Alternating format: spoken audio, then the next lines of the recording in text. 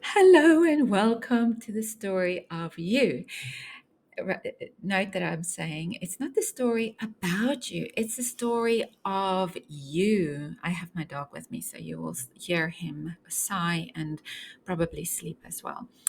So, a little about me. I am a mother of two, a devoted wife. I'm empowering my family for their future by taking bold and brave steps towards my own financial freedom. I do this in two ways. Number one, I use modality called RTT, Rapid Transformation Therapy, to heal your past. This is my effort in helping you become you only better. Um, by healing the past and then looking forward into the future with some coaching style modalities as well. And then I have a platform where I work with digital marketing, a proven blueprint system to help your finances as well. Throughout this recording, I am going to ask you to keep an open mind. Why I'm asking you to keep your open mind? Because it is a different way of seeing you than what you possibly have heard before. So now we are, to start all of this off, maybe you are spiritual or not spiritual. This is nothing at all to do with religions. I don't want you to hear religion. I want you to hear spirit because that's who you are. If you've ever heard the term, we are a spiritual being having a human experience, that's the correct way to say it. We are not a human being having a spiritual experience. Now, spirit is something different for me, right? This is where you can say God if you want to, or you can say a higher entity, or you can say the universe or source sat there one day. You can imagine it is your birthday 9 months before and had this really great intention that you will have some meaning and purpose and you need to come to earth. Now, bringing all of this together, we can say that you were then planted, let's say, as a spiritual being within your human body. And that's why it's more powerful to say that you are a spiritual being having a human experience. So then we can argue and say, well, then we these three parts, which you probably have heard for before as well, saying we are body, mind, and spirit. And perhaps this will clear it up for you today. So we're looking at this very first most important part, the spirit, as you are the spiritual being. So if you say it is God that sat there one day, or it is source, however your source works for you, or it is some sort of magical thought from the universe that has decided that you needed to come to earth, we can argue and say God or source or this part of universe that got you into your spiritual form, say don't make mistakes. Everything that is thought from source, though it be God or anything else, as I cannot stress that enough, um, their thought is 100%. And to argue 100% is perfect. So that must mean you as a spiritual being is 100%. And that's something significant that I want you to hang on to. You are 100% perfect in your spiritual being. When we move on to the body, yes, maybe that is flawed because the body gets influenced by the environment, but we'll get that. We get to that. So that must mean that when you say I am, and then you fill your name in, I am Louisa, as in my name, I am perfect. I am 100% me. And it gives me my birthright to be me as my spiritual being, which is 95% of my presence. And I will explain that when we get to the mind part. That is your spirit. Your spirit within is 100%. So when they say, oh, they can crush me, but they can't crush my spirit, that's true, right? If you say, oh, I'm just going to allow myself to be me, 100% authentic, raw, unapologetically me, then that means that you are moving through your spirit and then your potential becomes infinite, because your whole meaning on earth was to shine that light of yours. It was to be 100% fully just you. And when you decide that, you live from the inside out, meaning you move through your spirit, and your spirit will bring in your higher self, your significant you will bring all the answers to you, because it's born within you. It's a full on package that was meant for you. Then again, I can say the world comes in, of course, and it makes us less of who we are. And to protect us, which is a rule of the mind. The rule of the mind says, 100% safety, that is emotional safety and physical safety. Don't do that, because it was taught to you, but you should do you. So after spirit has come into your body, this is how it works. Our body is really very much a male part that was dad and a female part that was mum, that fused together to form your body, that was fused together to give you these traits that comes from dad, maybe a length or the hair color, or the sex is determined by dad. So you are male, female. We as a body part. Then the mum, your intelligence comes 100% from mum. So that's just small little scientific parts. But all in all, you got given this house, this shell, this casing to live within. So spirit comes into the body and it get born into the world, because that's how your spirit gets its time on earth, right? A little bit of woo-woo-ness in there, but that's how it works, right? And your body grows in time. So today's body is not the same as yesterday's body. Is not the same as when you were 7 years old. Is not the same as when you were the day you were born. It's constantly changing and evolving, but not spirit. Spirit wants to fully come through in your body. So your body is just the housing, and it will interchange. You will see when you get to 40, or maybe you beyond that, you will get to 80, you will agree with me that you're not the same body. Our body grows, and our spirit wants to grow and expand as well. And then we get to the mind part, right? The mind is really the bridge between the spirit and the body. Our mind consists of two parts. It is the conscious mind and the subconscious mind. So to understand the mind part, so we have organs within our body, because we have an anatomical body and then we have a working body, right? So every part of our body has like the part, the anatomical part, which means like it's the brain, it's the lungs, it's the heart, and all the organs and so forth, and the muscles and the bones and so forth. And each of them has a specific working part. So if we would say the heart is the organ, then that's all the cells that was clumped together, and its working part is really a muscle to push through the blood through the body. If we say it is the lungs, it is hosted within this casing, our chest casing, and they really perform. It's also to bring in air and to push the air through the heart, to push the air towards the heart, and the heart then pushes through the body. Then we can say the brain is the organ. It's all these mushiness that it really looks like jelly and warm, a warm buttery jelly, while it's in, a live body. And the working part is the mind. So it's the functioning part. It is the one that basically regulates us. Then we have a conscious mind and we have a subconscious mind that you've heard as well. Now, the conscious mind is 5% working for us throughout the day. The conscious mind is the here and the now. It's the focus mind. When you're busy with something, you are so focused on it, and it's only for that time frame.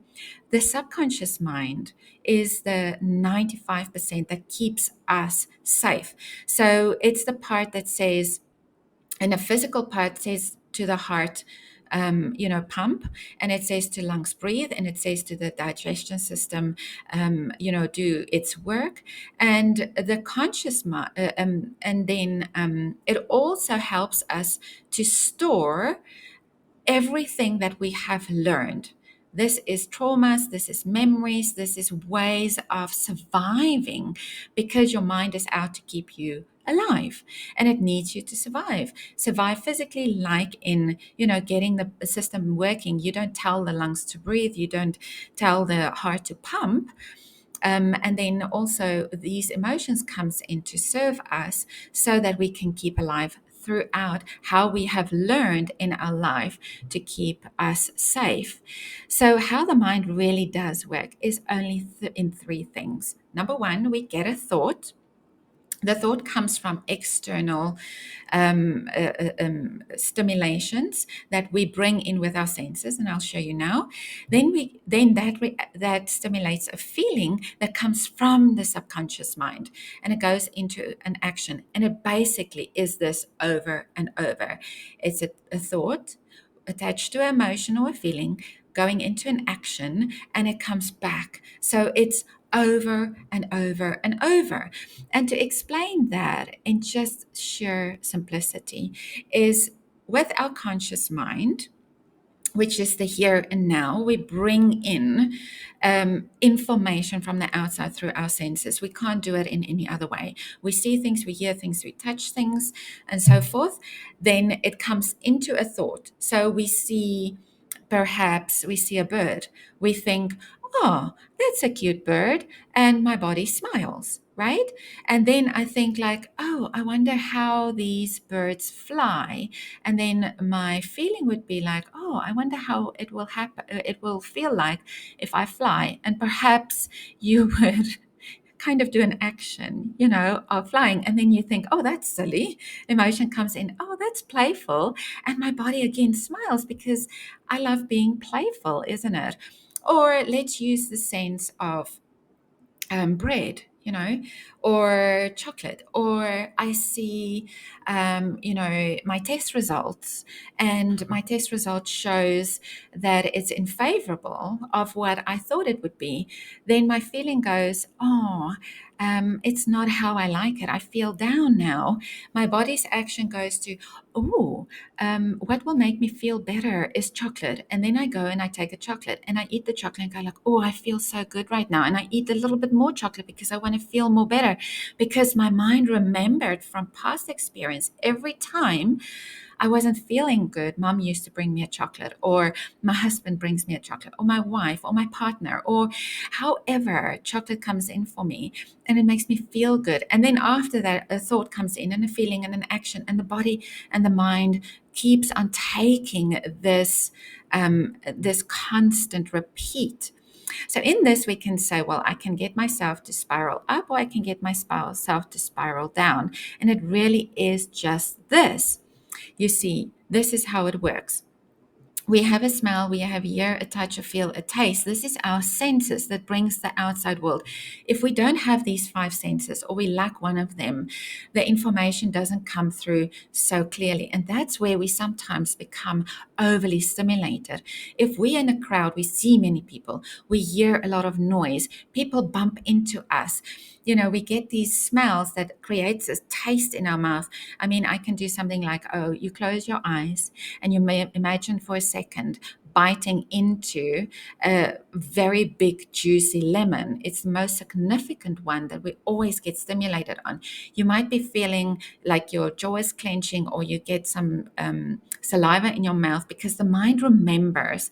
It always adds words to pictures and pictures to words, right? And then if we don't have those, like overstimulations, then, or from the outside, or we don't have these stimulations from the outside, we can't really make something on the inside. That's why when you sleep, there's very little stimulation coming to you. That's why you can be sound and sleep, and you can sleep quietly, and no action is required.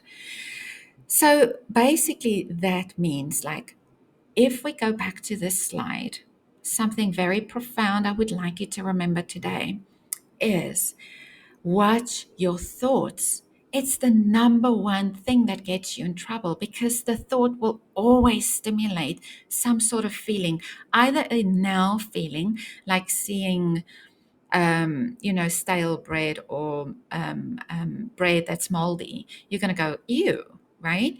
Or it can stimulate a past memory that you have that you need to work on. Either, yes, there's only two, a positive or a negative, right? And that will call for a positive action or something negative like an inaction or a negative action. So watch your thought. You can always regulate your thought. Your mind is always out to regulate your thought. And here's something very powerful as well, is we have to watch our negative thoughts more than we have to watch our positive thoughts, because we have 34,000 different feelings, sorry. And from those, two-thirds will be negative. The same as those thoughts. I'm very sorry. No, those feelings, those 34,000 feelings, funnel into making only one of six emotions. The emotions, if you've ever seen the movie Inside Out, it is fear, it is disgust, it is joy, it is happiness, and it is surprise. And it is, oh gosh, what's the sixth one? Um, it is happiness. There we go, right? So in the end, we have those six, and they drive us. Emotions stay not as long as feelings. So we have to work with our feelings in order to help our thoughts, but we have to watch our thoughts in order to help our feelings so that we have better actions. And fear normally is the one that breaks us down. But also, let me tell you something interesting as well, is love is not an emotion. Love is not a feeling. Yes, we might feel love, but it comes through feelings that we have, feelings of nurture, feelings of appreciation, feelings of acceptance. Then love comes, right? But love is a motivator. It is something that is stimulated within us, as food is a motivation as well. And normally it's outside. So we have to be proven that we are being lovable, that we can love, and that we can give love. So what does this all mean, and how can this basically help you to be successful being you, right? If you are this light, this spiritual being from source that found it so significant for you being you, is only these 4 steps. It is notice your environment, see where you are, so that it can guard your thoughts, the things that you think of. If you think this is not a good environment, work on that to get you into a favorable environment. If you think, man, I can do so much better in this world, go do it. Do it for you. Allow your spirit to give you the answers, right? And then, very, very important, the past does not define you. You are not yesterday. You are not a month ago. You are not years ago. You're not when you were 7. You've grown up from that. And every day is a new day for you to become more of you, because Spirit wants to grow. Spirit wants to expand. Listen to that part within you. And very, very important, be a little like Nike says, just do it. Don't let your sabot don't sabotage your actions, or don't let your saboteurs come in to hurt you. Let them help you. Let them push you forward. There is 9 saboteurs that we have, but Spirit will tell you. If you close your eyes, just as a small little activity, you close your eyes before you go to bed, and you spend some time in saying, this is how I really want my life to be, and bring me the answer. And you speak with that big part within you, that amazing, beautiful, significant part within you who wants you to win. I promise you, the moment you wake up or you open your eyes, you will get that answer and go for that answer and see where it leads you. It will definitely take you there.